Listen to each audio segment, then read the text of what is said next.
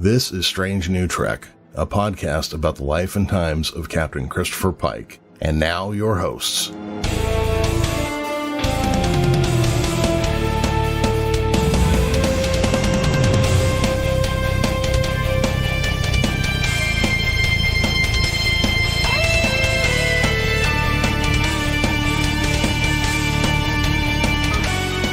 In space, when troubles come, you can always count on time travel and mushrooms to save the day. I am your host, Jeremy Vilmur. Joining me now is my number one dog, Commander Dog, and our chief engineer, Chris Noonien-Singh. What's happening, Chris? Hey, just getting over a case of space COVID. You had the Rona, the space Rona. Yeah. Yeah, man, I got it late, real late. I've managed to avoid it all this time. You know what? I was right there with you. I picked it up in May, and that was the first time I got it. And believe it or not, I'd been in New York for days. I'd been on airplanes. I'd been to Greece. I'd been in airports. I go to pick my dog up from the kennel, and I pick it up there. Yeah, I'm not sure where I got it from. Yeah. It's a tricky one. You probably got sneezed on by a Ferengi or something. Dang Ferengi. Dang old Ferengi. So I've got something. I've had a cough all weekend that I can't quite pin down, but no other symptoms of anything. All right, Chris, we're getting ready to do an episode tonight called Light and Shadows, and I know we're both super excited about this one. Oddly, every time I think that there's not much to say about something, it ends up being like one of our longest ones. I don't think that is going to be the case this time. I don't see how it could, but we should probably prepare for it just in case. This whole episode and what it contains could have been distilled down to about 10 minutes on another episode. Yeah, but see, what's keeping me going is that next week is the episode I'm really looking forward to, but you'll catch us up to what that is when we get to the end here. A couple quick notes on this one. Wilson Cruz is not in the credits and he's not in the show this week, so I don't know if they were trying to pull a fast one on us and make us think he was like Tig Notaro or what. This is also the first time we see Ethan Peck as Spock. And the Red Angel was added to the credits this week. Instead of being blurry, they actually show what the mechanized suit looked like. Yep, it looks a lot like something out of the MCU. Look, it reminded me of like this old manga anime series called Bubblegum Crisis. It kind of had a manga anime-ish feel to it, Yeah, it just continues to look like Ant-Man. Oh yeah, things. I could totally see that. I could totally see that. Yeah, makes me think of Ant-Man. Yeah, well, no, I got you on that one. You want to hit us with the teaser as we get going here? It's a personal log from Commander Burnham. My mother taught me the greatest mysteries come in threes: birth, life, death, past, present, and the future. That's where the Red Angel is from. We now have confirmation thanks to Mr. Saru. The angel is humanoid and wearing an exosuit made of MCU technology. Future technology we've never seen. But whose future and why? The only person who may be able to answer these questions is the one person nobody can find. And thus we kick off our search for Spock. They made short work of it this time, Yes, they did. Aboard the Discovery, Burnham walks in the corridors with Captain Pike reviewing what they know about Spock's connection to the Red Angel and how he had seen the 7 red bursts before they had appeared. The brain scans of Spock's medical records indicate that he had suffered a mental breakdown, to which Pike wonders whether the Angel came to him and caused a breakdown or came to him because he had a breakdown. Oh, perhaps he had seen a future that he couldn't quite process, Pike wonders. They know that Spock escaped from the psychiatric unit on Starbase 5, and that his shuttle had disappeared in the Mutara sector, but have no other leads besides that. And on a side note, the Mutara Nebula is where Spock dies in the Wrath of Khan. Do you think that he sees reflections of his future self in a lot of things, like Pike does? I would have to think at this current time he does, because he's seeing time out of order, right? Like, not that he's said it yet, but he says, "How do I remember tomorrow?" Things like that. So I think he's probably having flashes and things, even though maybe he's not forming memories of it.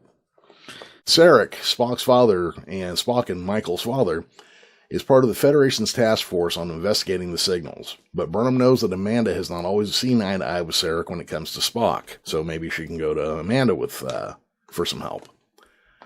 Back on the bridge, Pike and Saru review the readings from the burst in orbit, showing them to match the same spike of tachyons detected by Admiral Cornwell's team from Discovery's previous expedition to the interstellar asteroid. Just then, Tilly enters, excitably remarking that the readings can't be accurate, showing 5,000 parts per cubic micron.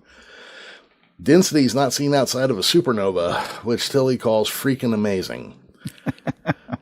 Pike asks her to find out what's behind it besides freaking amazing. I love science. We need a t-shirt that says that, you know? Yeah, I feel like there's probably one out there, and it probably has the freaking word in it, too. No, you're probably right. Oh, it's so nice to get back to the Discovery's crew, honestly, every time I watch it now. Yeah? So something I don't like about Discovery now is the way it's lit. It's super dark compared to Strange New Worlds. Oh, the shots in Discovery were all like murky as heck. You know? Yeah. They were all just like, I don't know, look like they shot it like dark. Well, like they have like pinpoints of light, you know, but it's dark.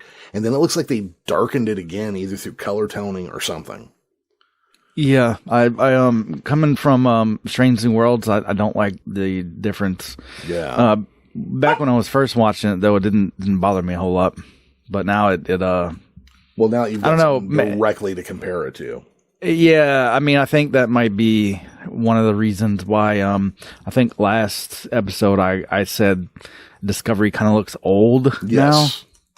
I think that's why. Yeah. I remember, okay, so when I did a quick rewatch of this before, you know, sitting down to kind of go through Memory Alpha and my notes and kind of match things up, I was thinking last night, and it was after I had just seen the new Picard trailer, but I was thinking about how you said it looked old. And then I was sitting there thinking, yeah, you know, because like Strange New Worlds has this bright, colorful style to it. And then I'm thinking, I miss Strange New Worlds. So that's where it kind of brought me to. Yeah. Yeah. I even saw like an episode of TOS last night. They come on MeTV, and I watched one last night, and I was looking at all the bright colors of the tunics and the uniforms. I was like, I sure like Star Trek when it has bright colors. So that was kind of what was going through my head as I was watching last night. Yeah, again, not to always bring up Battlestar, but Discovery, the way the lighting is reminds me a whole lot of Battlestar. Oh, sure. Where it's just like dark and kind of gritty. Now, granted, Discovery doesn't do that film grainy effect that Battlestar had in it, but it's lit similarly. Oh, absolutely. And I think that was the feel they were going for. They were going for like darker, adult, and more cinematic. But yeah, I'm with you. I after watching a whole season of Strange New Worlds, I kind of miss the bright colors and actual lighting on the ship. Yeah. It's just like, you know, I was sitting there watching that. I was like, hey, I wonder what Pike and Ortegas are up to right now. What are they doing? You know, that's kind of what I was doing. Saru has attempted to launch a probe into the anomaly to determine its origin, but the tachyon levels are disrupting the scanner. So Pike orders Detmer to move in closer, also ordering Arium to aid Saru with the analysis. Tyler asks where Burnham is, to which Pike replies she's on personal leave. Bryce reports comms are offline, and Reese adds likewise for tactical. Okay, so I thought we're going to have to do a breakdown on what character's what on the bridge of this ship. I can't keep track of it. I thought Bryce and Reese were the same person, but apparently not.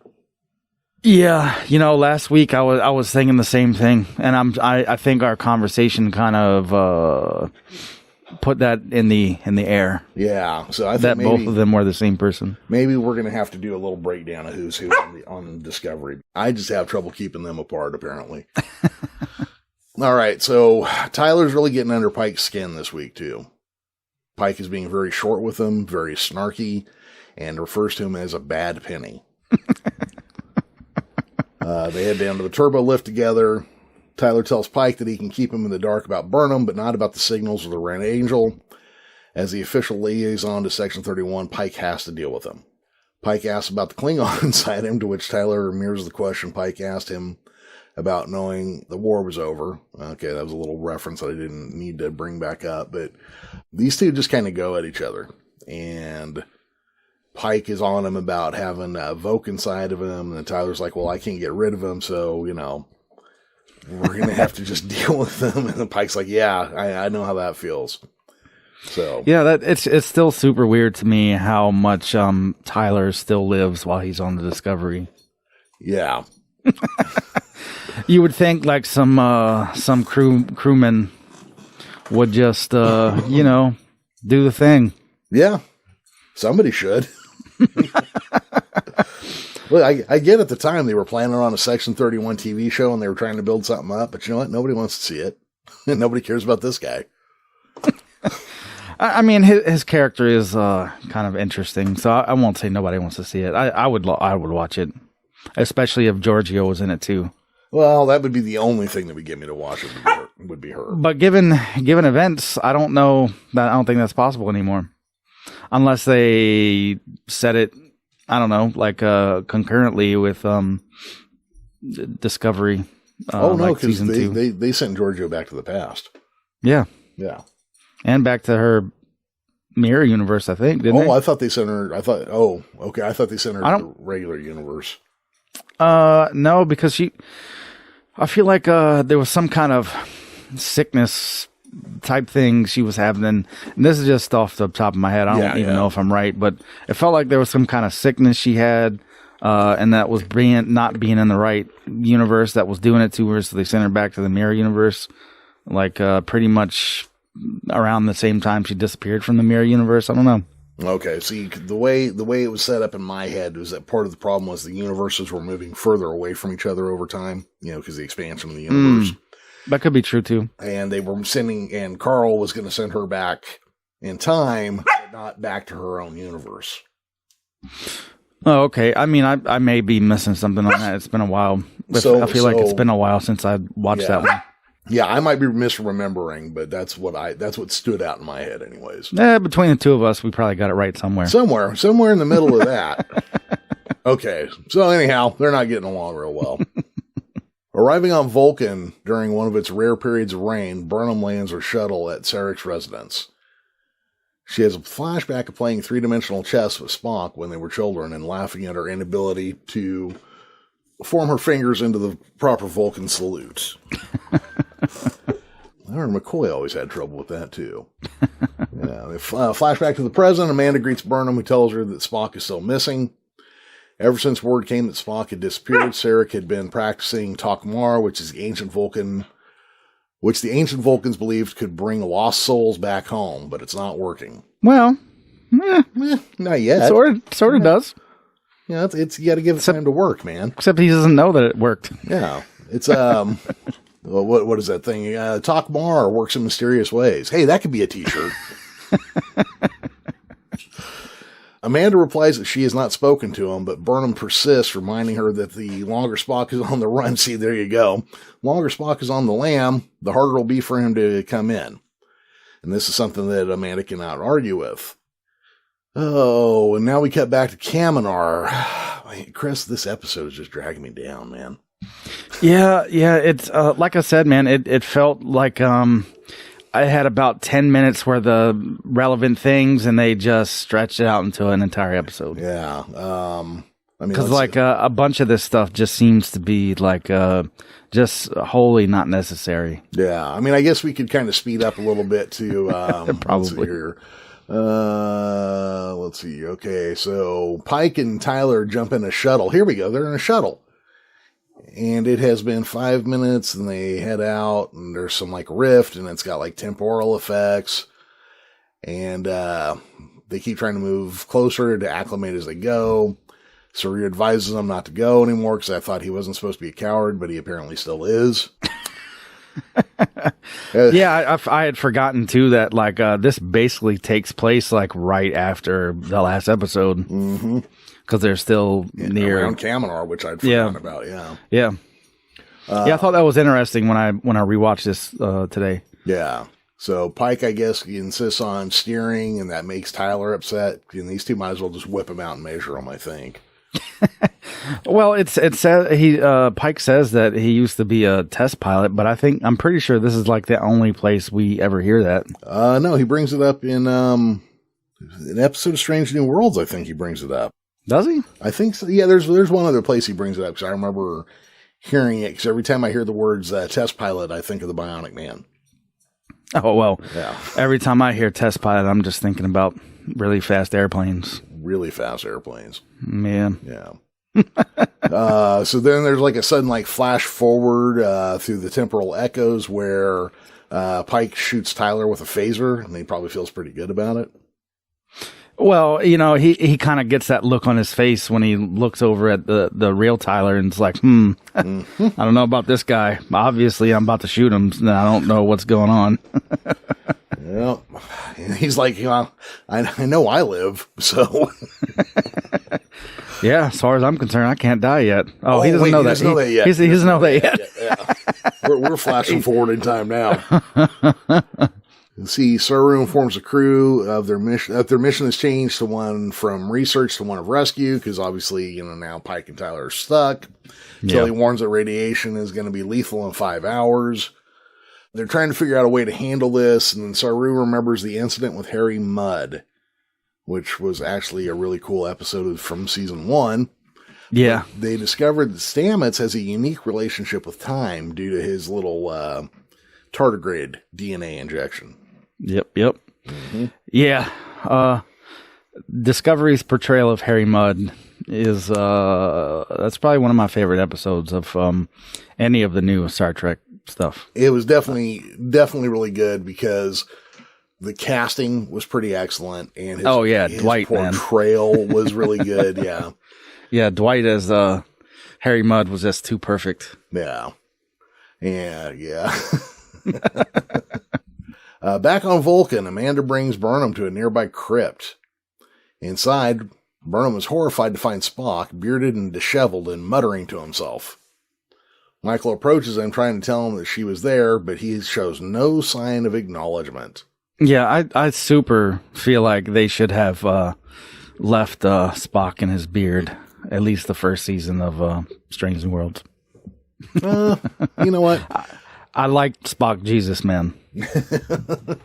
Spock Messiah. Yeah. Yeah, it was an alright look, I guess, but I understand why they cleaned him up, because they kind of had to make him look like he did on the Enterprise, I guess. But well, we've never seen him on except for the Menagerie. We've never seen him on the Enterprise prior to Kirk. I think they should do an episode of Strange New Worlds where everybody grows a mustache, trying to be like Sam Kirk. Everybody's like, "Hey, Sam, that's a good look. I think we're going to try it too." That style's coming back in the fashion in the real world. Yeah, I know a bunch of hipsters been working on it for like 10 years now. Yeah. I have a beard, and I keep joking that I'm gonna shave off everything but the mustache, but I do not look good without a beard. I did it a while ago, and I just kept the soul patch and the mustache, and I look so much like my dad that I can make it about 2 days, and then I had to shave it off. I was like, this has got to go, man. So Amanda tells Burnham that Spock has been like this for at least 2 days. He's mumbling a bunch of numbers to himself that Burnham recognizes the first doctrines of logic, and apparently there's been another set of numbers that Amanda doesn't quite understand. Burnham insists that he needs to be taken to a hospital. If he was fully Vulcan, he would have already been completely mad from the insanity going on in his head. That seems like a weird line, though, because it seems like it would be the other way. Like if he was fully human, he'd have been gone crazy now. Yeah, like all the way. The Vulcans have the discipline in place to fight it off, Yeah, that's why I thought that was so weird that she would say that. The racial things they do in Star Trek drive me a little crazy. The ability to breed with other species makes me batty. The things they term in certain ways where, this species has a power or what, it always makes me a little on edge, just like, I don't think you guys read any biology before you got started. Well, hey man, if we were all, we were obviously all seeded from the same thing back in the day. Why else would they look superhuman Exactly except alike, with yeah. elf ears? Yeah. Oh, because So maybe that's why. It could be. Well, it was that episode of Next Gen, so I just never cared for that episode very much. Because we share like 99% of our DNA with a banana, and so how is there room for a Vulcan to have been sprinkled in there? But I digress. Unless Vulcan has bananas too. Maybe they do. Yeah. You've all heard of the old Vulcan banana, haven't you? Oh, God. All right. So unless the ambassador objects, Sarek replies from behind them, and they both kind of give like an oh no face.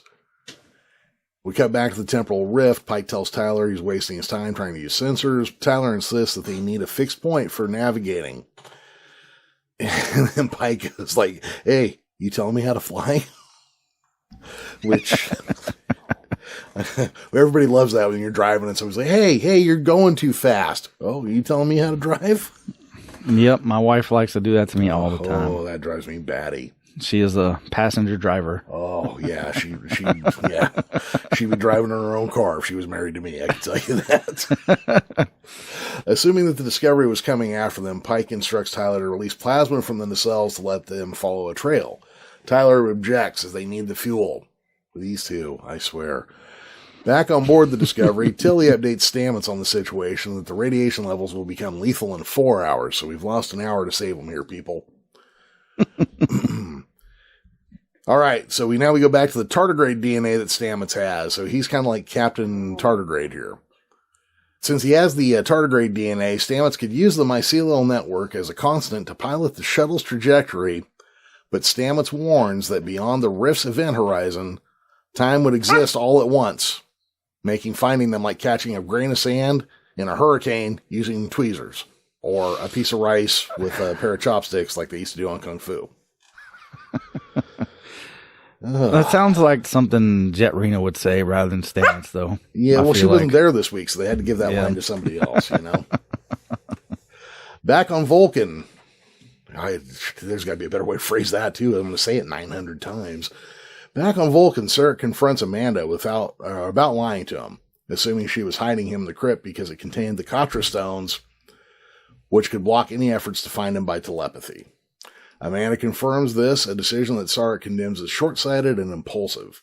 Sarek concedes that Amanda is right, though, and Spock does need help, which is why Burnham must deliver him to Captain Leland, who is the head of Section 31. Or not the head of Section 31, but one of the top dudes there. Both Burnham and Amanda object to delivering him to those who seek to punish him for murder, but Sarek is convinced that the Federation desperately needs the knowledge that Spock has, and that outside of the three of them, no one wants to see Spock healed more than Section 31. That's a big leap of faith there, Sarek. He should know better. I would think so, because he's always comes across more cynical than that, Yep. There's a logical reason for Burnham to be the one who takes Spock to Leland, the risk of once again jeopardizing her Starfleet career for failing to do her duty. Sarek gives a little quiver when he admits that he is not willing to lose both of his children on the same day. Back in the rift, as the shuttle circles closer to the aperture, Tyler reports the plasma levels are down to 30% and the shields are down to 23%. He sarcastically remarks that Pike got what he came for, a dangerous mission with high stakes and the added bonus of taking Tyler down with him. Yeah, there's still the phaser, buddy. Pike heatedly replies that he's trying to get them out of there and that arguing with each other was just not helping. And that's right when something collides with the shuttle. Pike recognizes it as the probe they launched earlier, which has received a quote-unquote upgrade in the form of a squid-like metal tentacles which latch onto the shuttle. We, of course, recognize it as one of the bad guys from The Matrix. I am embarrassed to say I have never seen any of those movies. You know what? One of them was good and three of them weren't. It's okay, I think. Burnham's shuttle makes a rendezvous with Leland's ship, the NCIA-93. NCIA. Subtle, guys. And brings Spock aboard. Inside the ship's sickbay, Leland assures Burnham that Spock has received a sedative for the procedure he's about to undergo to attempt to repair Spock's neural impulses, and that Control would not proceed if there would be any risk. Now, Control, of course, is their AI that is in charge of Section 31. Does all of its predictive texting, I guess. And for a supposedly covert group, they are not very subtle about it. No, that their ship should look like a white van with like a cable sticker on the side or something, you know? Right. Even back in the day when the CIA was doing like, flying U-2s and SR-71s before it got delivered to the Air Force, they didn't have a whole lot of markings on there. No, they really None didn't. That would have pointed towards the CIA, certainly. Yeah. And when people saw him and thought they saw a UFO, they just kind of went like, Yep, he sure did. That's what you saw. He asked that the room be cleared and says the best thing she can do for Spock is to take care of herself.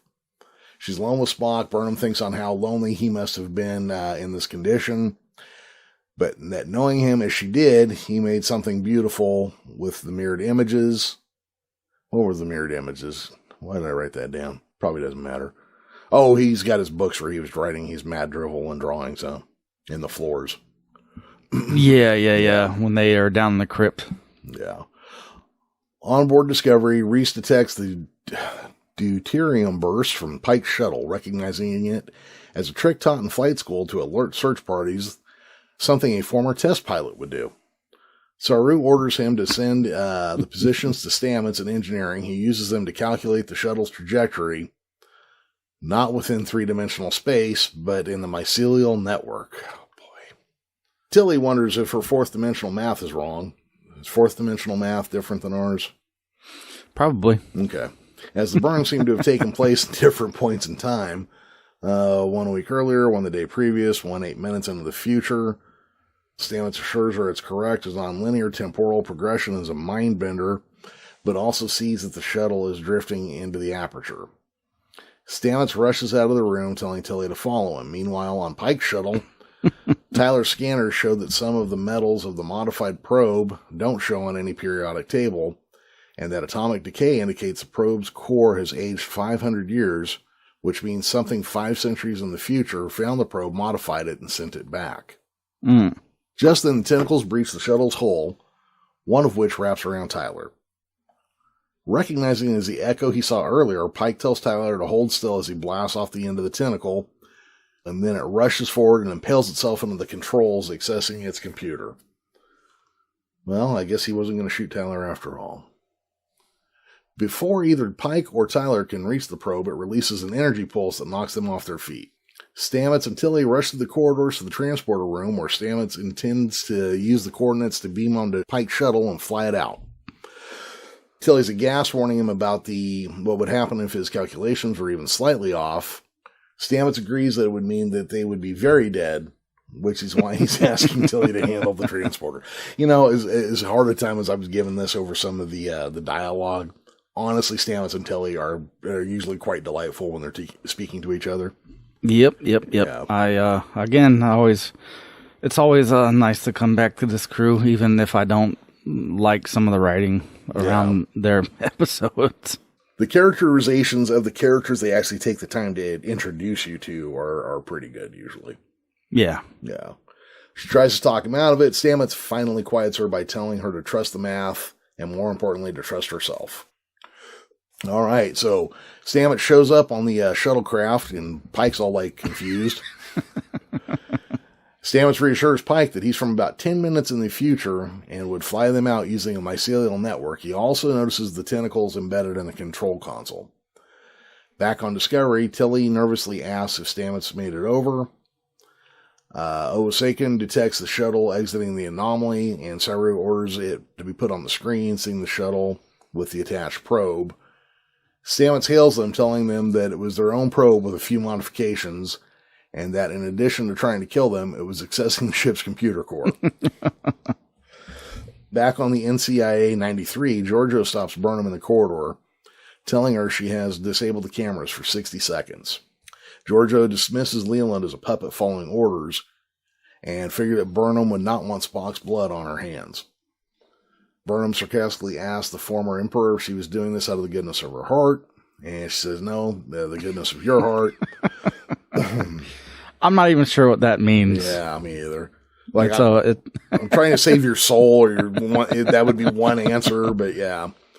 Saying she knows more about Burnham than she could imagine. For now, however, Burnham should attack Giorgio and rescue Spock, which would be good for Burnham and would make Leland look bad, which would be good for Giorgio. I do like how sneaky and kind of villainous they keep her throughout this whole thing. Yep. Yeah, it's always fun. Yeah. I mean, you get these glimpses of her where you think she's like acting normal, and you find out there's some reason she's not letting you in on, you know. On the shuttle, Saru reports that they are unable to lock on with the transporters and will lose them in the rift in 34 seconds. Pike asks Stamets if he can calculate transporter coordinates remotely, to which Stamets replies with a slightly confused probably. He does have a Montgomery Scott air to him sometimes. Yeah, I can see that. He's a little less confident than Scotty, I think. That's fair. Yeah. Scotty would be like, oh, it'd be like, it's going to be like riding a horse through a hurricane. But yeah, give me 3 hours, I can do it.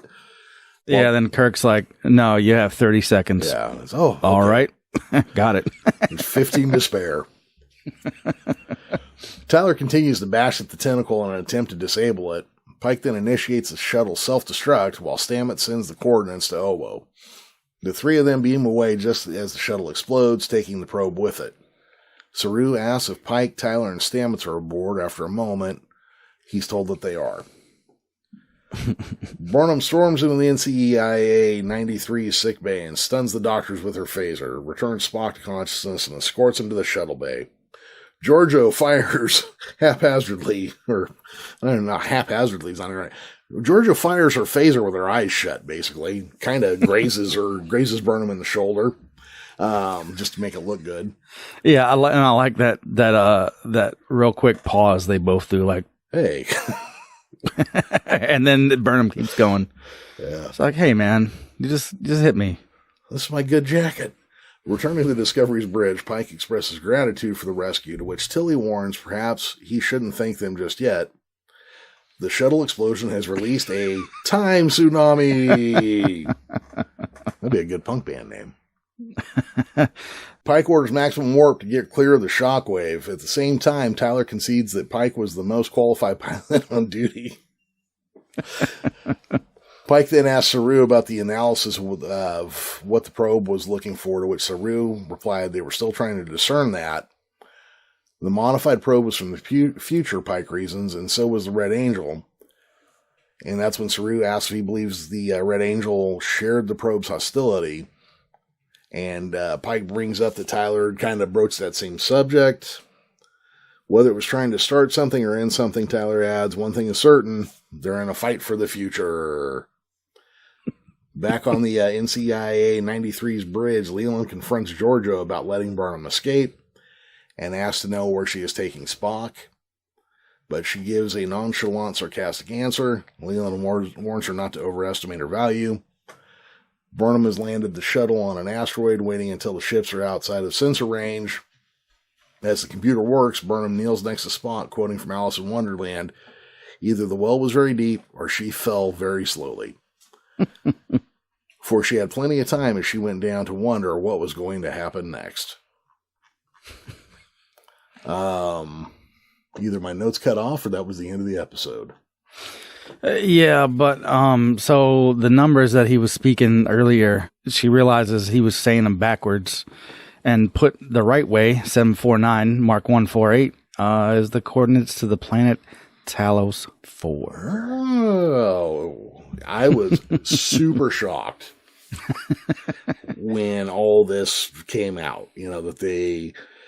I didn't figure Spock would ever be in the show when Spock was in the show. I didn't figure they'd go to Talos 4. Well, that same episode, they announced that they're going to Talos 4. So when I originally saw this, I was just like, no way. And yeah, way. It totally happened. Yeah, I'm actually pretty stoked for the next episode because the first time I watched it, I had not watched the Menagerie and stuff for a while. Oh, okay. Yeah, because I started watching it before we even started this, and I think I was already done with all the Discovery up to that point by the time we started. So yeah, it's going to be interesting to go back and watch this next episode with the menagerie in mind, and then pretty much all of Strange New World so far to see how the episode fits in with all that stuff. So yeah, how it all plays out. That's the only real big positive thing I can say about this episode. Is it sets us up for that. But again, I feel like all the really important story elements in this episode could have been like 10 minutes. Well, yeah, because I mean, so much this episode was just going back and forth, just jumping between locations, you know? Yeah, Discovery, especially as we move on further down the episode list, seems to do that quite a bit. Yeah. Not that Strange New Worlds doesn't do it, but I don't know. I feel like Discovery, especially this season, does it a whole lot. Yeah. Well, and, you know, again, I think that's just part of what Discovery was trying to be, was this big, epic, galactic scale, you know, like not millions, but dozens of characters doing things all simultaneously. Yeah. You know, I think that was just the conceit of the show, really. Yeah, I mean, my thing about Discovery is like, you can't keep that, you can't sustain that way of doing the show. You have to scale back eventually. Well, yeah, you gotta take a breath, you know, you gotta give people time to breathe sometimes. And except so far they haven't. No, they really haven't. I mean, they just kind of keep pressing on, which is kind of exciting, but multiple seasons of it is tiring, you know? Yeah. That's why Strange New Worlds is such like a nice little, hey, look, they've all lost their memories and think they're in a fantasy play now, you know? Well, that was that season's down episode. All right. So, Chris, I guess we know where we're headed next week, huh? Yeah, man. So next week's episode begins in an enormous warehouse. A cultured billionaire and Michael are working together, but their plans are at war. And eventually, you know what? They get married. So really? It's going to be crazy next week. Sounds like it. I didn't even know Talos 4 still had warehouses. Yeah, man. Or billionaires. Well, this is going to be where they cut back off of Talos 4, you know. Okay, I got you. Okay. That makes a lot more sense. Well, everybody, if you have a question, comment, or theory you want to run by us, hit up our website at strangenewtrekshow.com or follow the links in the show notes for this episode in your podcast app of choice. Please rate and review us wherever you listen to us. It's one small step for you, but a giant leap for this show. A special thanks to Miguel Esparza for the Strange New Trek theme, and to Will Harding for all of his hard work over in the YouTube department. And thank you for listening, and don't forget to set your phasers to stun. And join us next time when we're on to the next planet of the week.